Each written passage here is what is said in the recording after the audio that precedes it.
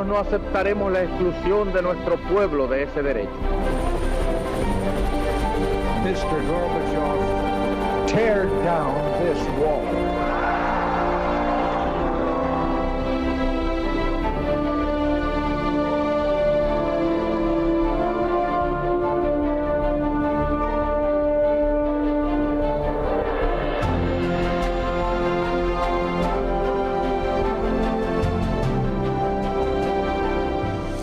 Señoras y señores, bienvenidos a Tiempos Modernos. Tras la Segunda Guerra Mundial, Europa y con ella el mundo se dividió en dos mitades. El pujante comunismo, en principio promovido por la Unión Soviética y más tarde también por China de un lado, y del otro el autodenominado mundo libre.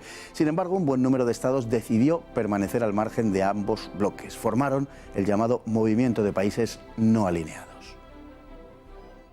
La génesis del movimiento de países no alineados está en estrecha relación con la descolonización que tuvo lugar tras la Segunda Guerra Mundial. A lo largo de la década de los 50 y sobre todo de los 60, un sinfín de nuevos estados surgieron tanto en África como en Asia y en el Pacífico. El origen se encuentra en la Conferencia de Bandung, Indonesia, celebrada en 1955, cumbre internacional auspiciada por los líderes de los países que algo más adelante recibirían la etiqueta de tercermundistas. La iniciativa corrió a cargo de Nasser, el líder egipcio, de Nehru, de la India, y de Sukarno, indonesio. La conferencia, confesamente anticolonialista, subrayaba la defensa de la soberanía frente a los bloques constituidos por los vencedores de la Segunda Guerra Mundial que controlaban Naciones Unidas y la igualdad racial, lo que fue recogido en los llamados 10 principios de Bandung. Bandung supuso la inauguración de una corriente coordinada de estados que se oponían a formar parte de las alianzas establecidas, pero eso no significaba neutralidad ideológica en modo alguno. De hecho, muchos de los estados que acudieron y que más tarde integrarían al movimiento de países no alineados se confesaban socialistas. La Cuba de Castro o la Yugoslavia de Tito eran puntales básicos de la organización, por citar dos ejemplos de entre los más destacados.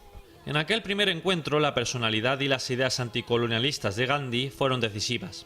La India era un gigante que acababa de acceder a la independencia y se convirtió en paradigma del camino hacia la libertad y la identidad de los países del tercer mundo. Bandung fue convocada por los primeros ministros de Indonesia, Sri Lanka, la India, Pakistán y Birmania y reunió a 29 estados. 6 años más tarde, en 1961, tuvo lugar la primera conferencia de los no alineados en Belgrado. El único país hispanoamericano que acudió fue Cuba, cuya credibilidad como no alineado sería bien pronto puesta a prueba. Algunas de las cuestiones entonces más candentes han quedado superadas, como el régimen de apartheid sudafricano e incluso la razón de ser originaria del movimiento, como era la política de bloques, al desaparecer la Unión Soviética.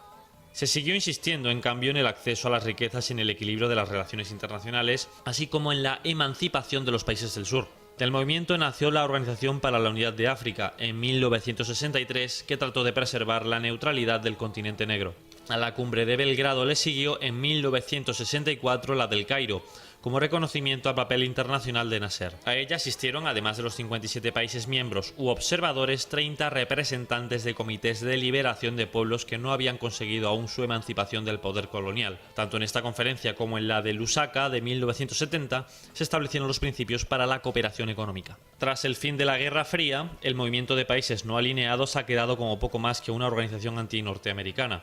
Su negativa a formar parte de las alianzas militares multilaterales se combina con un decidido apoyo a la ONU, sobre todo a la Asamblea General, ya que en Naciones Unidas 5 potencias tienen derecho de veto y por ello no hay una igualdad real entre todos sus miembros.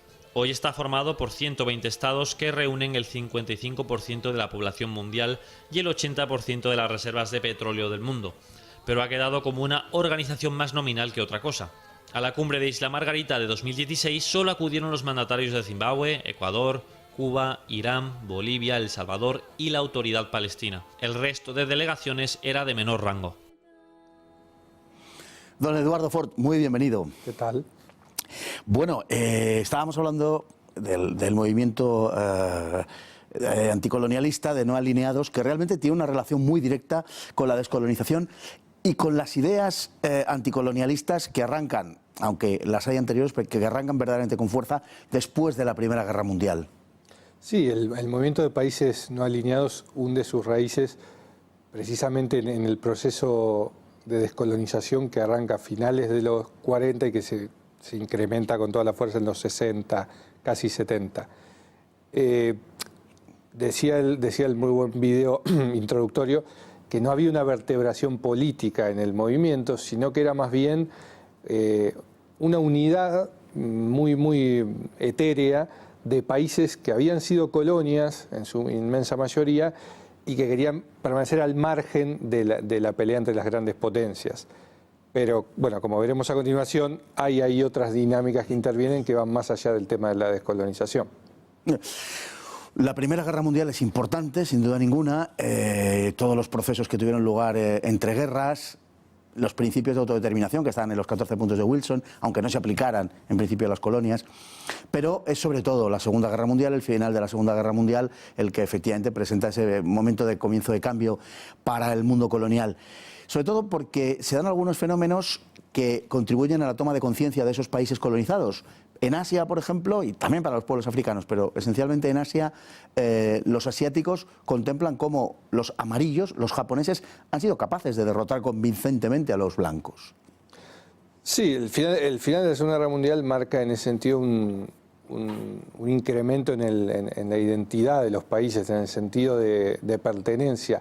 Y en esa, digamos, esa postura política de decir, nosotros puede ser que no seamos potencias, como las dos grandes superpotencias, pero tenemos nuestro peso propio. Entonces necesitamos, por ende, tener una identidad que nos diferencie y que nos dé una preponderancia a la hora de sentarnos en la mesa de toma de decisiones del poder mundial. Dada la situación que había en la época de la Segunda Guerra Mundial, los países que hoy denominaríamos del tercer mundo estaban colonizados esencialmente, no solo, pero esencialmente por las dos potencias enemigas del eje, al principio de la guerra, por Francia y Gran Bretaña. Es lógico que vieran unos a los japoneses y otros a los alemanes, e incluso en menor medida, pero también a los italianos, como sus aliados objetivos, podemos decir así. Alemania, de hecho hemos tratado algún programa de eso, Alemania tuvo un impacto directo en las esperanzas fundamentalmente del norte de África, de los pueblos árabes del norte de África y del Próximo Oriente, aunque finalmente no se concretaron, más que nada porque Alemania dejó esa política en manos de los italianos, pero es verdad que fueron vistas las potencias del eje como una posibilidad liberadora. No estaba en el ánimo, sin embargo, de las potencias del eje el actuar como liberadores, pero los colonizados así lo veían. Sí, eso lo vimos sobre todo en el programa en el que hablamos del panarabismo, sobre todo en Nasser, que los países del norte de África vieron a las potencias del eje, como decías, como una especie de enemigo de mi enemigo, claro. O sea, y capaz de catalizar los esfuerzos emancipatorios de cada uno de estos países. Egipto lo vio en Alemania, también lo vio en Italia, pienso en Argelia, pienso en Marruecos, y evidentemente no era la intención original de Alemania y de Italia, ni muchísimo menos. Bueno, aunque el movimiento de países no alineados es esencialmente afroasiático, digamos que está dirigido sobre todo en principio más por los países asiáticos, fundamentalmente porque se trataba de países con una larga tradición cultural, algunos incluso habían constituido grandes civilizaciones, porque solo aquel que tiene conciencia de su identidad puede desarrollar la conciencia de ser dominado, de estar siendo dominado, ¿no? Y por eso quizá los países impulsores son fundamentalmente países asiáticos. Sin embargo, dieron lugar a un movimiento descolonizador que superó con mucho sus fronteras y que básicamente unos años después fue más africano que asiático. Fue más africano que asiático, y es interesante apuntar que en los otros dos continentes de relevancia, en América y Europa, el movimiento tuvo una repercusión, si se quiere, marginal. Pienso que los dos países que hoy en día son miembros plenos del movimiento de países no alineados, a los que podemos ubicar en el entorno europeo, son Azerbaiyán y Bielorrusia. Entonces, eso nos da una pauta de que era un movimiento más bien, quiero decir, de los suburbios mundiales, por llamarlo de alguna manera. En Hispanoamérica lo mismo. En Hispanoamérica los países importantes que en su momento fueron miembros del movimiento, como es el caso de Argentina o algún coqueteo de México, rápidamente al alinearse con las políticas estadounidenses, en el caso de Argentina y en el caso de México por su propia tradición equidistante, lo que provocó fue que los que quedaran como miembros fueran infinidad de países africanos, muchos países asiáticos, que en el concierto mundial no tienen demasiada relevancia, con lo cual es un movimiento que perdió mucha voz en ese sentido. Bueno, su nacimiento es el nacimiento de una tercera vía, digamos, entre los dos bloques, Una tercera vía, sin embargo, que es de carácter, digamos, orgánico, es decir, que lo que pretende es evitar una dependencia orgánica de los dos bloques, pero no hay que verlo tanto como una independencia de tipo o como una ausencia de relación de tipo ideológico.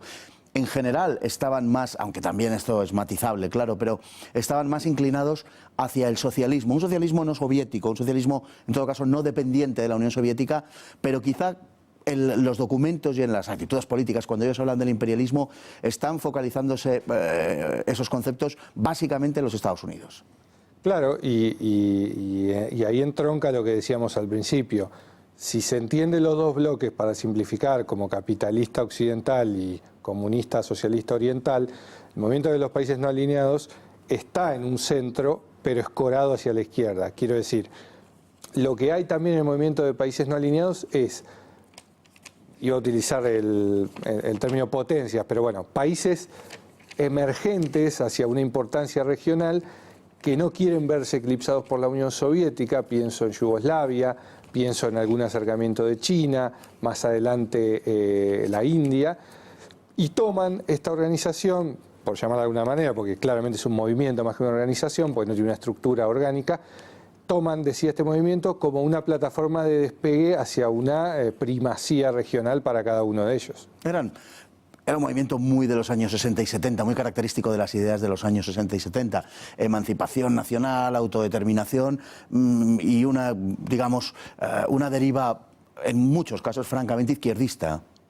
Sí, una deriva izquierdista que lo que provoca en gran parte es que al ser tan sutil la unión, la vertebración del movimiento, muchos países terminan desinteresándose por pertenecer. Yo decía países europeos. Hubo otros países europeos miembros del movimiento, como Croacia, como Malta, como Chipre, que claro, al arraigar sus políticas exteriores en lo que es el seno de la Unión Europea, abandonan el movimiento sin más. Y es curioso porque países auténticamente autónomos en su política exterior, que no, podríamos decir que no se dejan regir, como podrían ser los países escandinavos, nunca estuvieron interesados en pertenecer al movimiento de países no alineados. Por supuesto, los dos bloques intentaron siempre influir sobre este bloque, pero de alguna manera desde el progresismo, digamos, tanto el progresismo diplomático, el progresismo internacional, como, en fin, en general, el progresismo ideológico, siempre ha propuesto al bloque de países no alineados como algo, digamos, como algo ejemplar, podemos decir. Digamos, en cuanto a su funcionamiento como organismo. Realmente, bueno, en primer lugar no ha sido así, en segundo lugar los componentes de ese organismo ejemplar bueno, pues presentan casos, por no referirnos a casos ya archiconocidos, como el de Suharto, por ejemplo, en Indonesia, que en realidad podemos considerar abiertamente un genocida. Se calcula que liquidó a unos 500.000 indonesios, la mayor parte de los cuales eran, por cierto, militantes o del entorno del Partido Comunista, con, por cierto, el beneplácito y el impulso decisivo de la política norteamericana.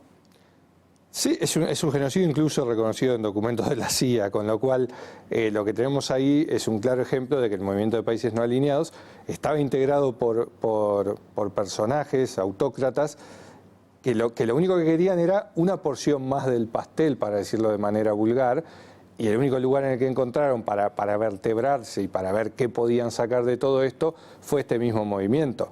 Pienso en Indonesia, pero también pienso en Cuba, pienso nuevamente en Yugoslavia, pienso en la India. Quiero decir, son países que tienen su direccionamiento ideológico claro, que cuando termina la Guerra Fría deriva hacia otras cuestiones tomadas por la izquierda, como el apoyo a Palestina, el ecologismo, etcétera, etcétera, pero que no vieron otra manera de viabilizarlo que no fuera esa.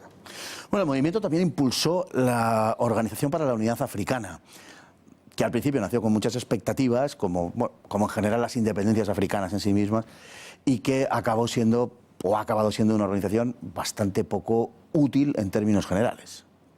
La Unión Africana, como la antigua, hoy se llama la antigua Organización para la Unión Africana, la actual Unión Africana, como en muchos otros casos, sobre todo pienso en Hispanoamérica, es el típico ejemplo de organización interestatal construida desde arriba, sin ningún tipo de vertebramiento ni de cimiento inicial, como sí es el caso quiérase o no, de la Unión Europea. La Unión Africana es una organización que ha tenido algún logro de mediación interestatal en algún conflicto, sobre todo en los años 90, pero poco más que eso.